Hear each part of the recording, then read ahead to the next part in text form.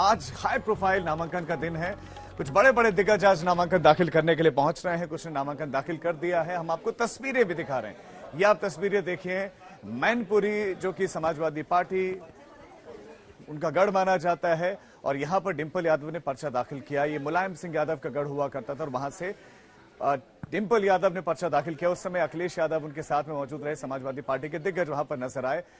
चुनावी दंगल में ज्योतिरादित्य सिंधिया बीजेपी की तरफ से और गुना में जबरदस्त रोड शो और बड़ी संख्या में कार्यकर्ता उनके इर्द गिर्द नजर आ रहे हैं। तस्वीरें भी आपको दिखा रहे हैं। और तीसरा एक बड़ा चेहरा मध्य प्रदेश से ही, वो चेहरा कांग्रेस के दिग्गज नेता पूर्व मुख्यमंत्री रहे दिग्विजय सिंह का, उनका भी पर्चा दाखिल करना है। जो गुना की सीट है वहां पर राव यादवेंद्र सिंह समाजवादी पार्टी से ज्योतिरादित्य सिंधिया के सामने ये जो चुनावी मुकाबला है आपको मध्य प्रदेश का दिखा रहे हैं। ज्योतिरादित्य सिंधिया पर उन्होंने जो है कांग्रेस छोड़कर वो बीजेपी का हिस्सा बने, अभी केंद्रीय मंत्री, और अब वो गुना से बीजेपी के सिंबल पर चुनावी मैदान में। तो दूसरी तरफ गुना की बात करें तो 65 साल 16 चुनाव, यहां पर 13 बार राजघराने का दबदबा रहा है। जैसे कि आप हम दिखा रहे हैं यहां पर विजय राजे सिंधिया, वो यहां से 6 बार जीते। फिर माधव राज सिंधिया, वो यहां से 3 बार जीते और उसके बाद उनके बेटे ज्योतिरादित्य सिंधिया यहां से 4 बार जीते। तो इस सीट पर, गुना की सीट पर, इस पूरी की पूरी बेल्ट पर दबदबा माना जाता है इस परिवार का। और ज्योतिरादित्य सिंधिया इस सीट से चुनावी मैदान में, अब जब वो रोड शो भी कर रहे हैं तो लोगों की भीड़ नजर आ रही है, उनके समर्थकों का हुजूम दिख रहा है। हालांकि आपको बता दें कि गुना में आज नामांकन है, लेकिन 19 में हारे, लेकिन फिर से मैदान में और कौन कौन है हम आपको दिखा रहे हैं। पर्चा से पहले पूजा अर्चना की गई ज्योतिरादित्य सिंधिया की तरफ से, और कांग्रेस और बीजेपी में जबरदस्त जंग इस सीट पर। लेकिन ज्योतिरादित्य सिंधिया पूरी तरह से कॉन्फिडेंट कि किसी तरह का कोई यहां पर लड़ाई है ही नहीं। उनका यह मानना कि बीजेपी यहां पर बड़े अंतर से जीतने जा रहे हैं। तो सिंधिया अब से कुछ ही देर के बाद पर्चा दाखिल करने वाले हैं और जो गुना की जंग है, जीत का दावा, उसमें वो करने लगे हैं। लेकिन उससे पहले पूजा पाठ से शुरुआत की है। पर्चा दाखिल करने से पहले मंदिर में वो पहुंचे हैं।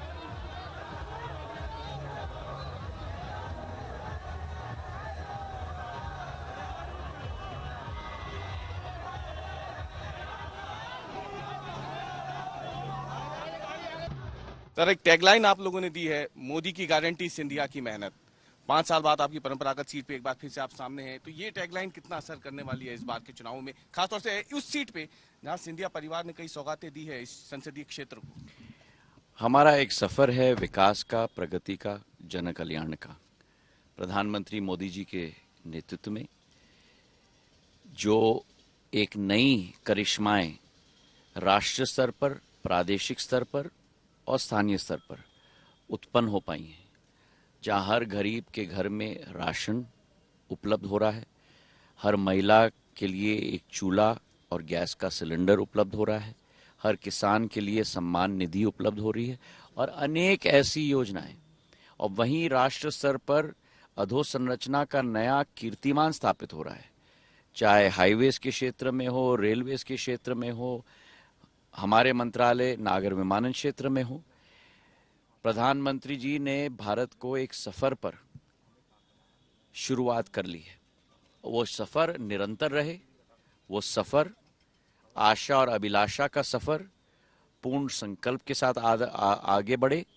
इसी आशा और अभिलाषा के साथ जनता के समक्ष हम लोग हैं। सर, 400 पार का नारा भाजपा ने दिया है, कांग्रेस कह रही है कि आप लोगों ने तो मैच फिक्सिंग कर ली है। जैसे आपको कैसे पता 400 पार सीटें आएंगी?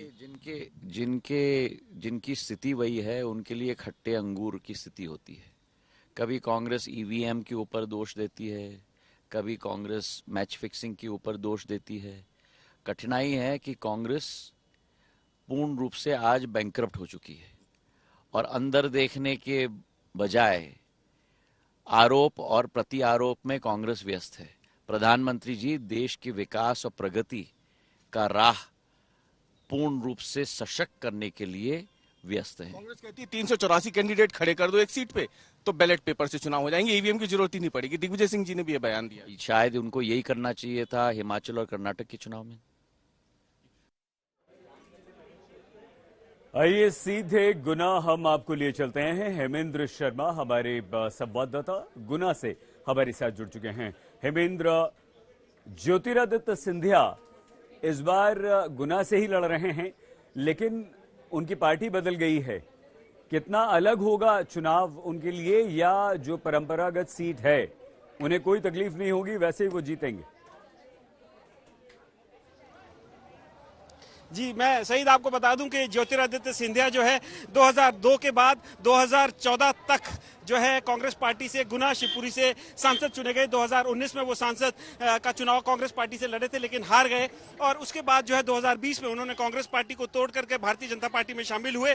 उसके बाद जो है वो राज्यसभा भेजे गए, राज्यसभा में वो उनको मंत्री बनाया गया, और आज भारतीय जनता पार्टी ने उनको फिर से जो है कैंडिडेट यहाँ से गुना शिवपुरी से बनाया है, और पूरे लाव लश्कर के साथ वो अपना पर्चा दाखिल करने यहाँ पहुंचे। इससे पहले गुना में उन्होंने हनुमान टेकरी पर पूजा अर्चना की, उसके बाद वो रोड शो वहां गुना से निकाला, और उसके बाद लगभग 100 किलोमीटर का सफर तय करके गुना से शिवपुरी आए, और उसके बाद यहाँ पूरे लाव लश्कर के साथ अभी डिस्ट्रिक्ट कलेक्ट्रेट में अंदर घुसे और अंदर जो है अपना पर्चा दाखिल कर रहे हैं। जहां तक कितना मुश्किल या कितना आसान होगा वो तो चुनाव के नतीजे ही बताएंगे, चुनाव का समय बताएगा, लेकिन फिलहाल क्योंकि भारतीय जनता पार्टी में ज्योतिरादित्य सिंधिया आ गए हैं, प्रधानमंत्री नरेंद्र मोदी का चेहरा भी उनके साथ जुड़ गया है, तो इसलिए ऐसा लगता है, और खुद भी उनका अपना चार्म है, खुद का भी उनका अपना एक पर्सनालिटी है, और वो लगातार 2002 से 2014 तक चुनाव जीते रहे। इनफैक्ट 2002 में वो लगभग 3.5 लाख मतों से चुनाव जीते थे, तो उनका एक अपना खुद का भी पर्सनालिटी है, खुद का पर्सोना है और खुद का चार्म है, और वो प्रधानमंत्री नरेंद्र मोदी के साथ जब जुड़ जाता है तो शायद थोड़ी राह आसान हो जाती है। लेकिन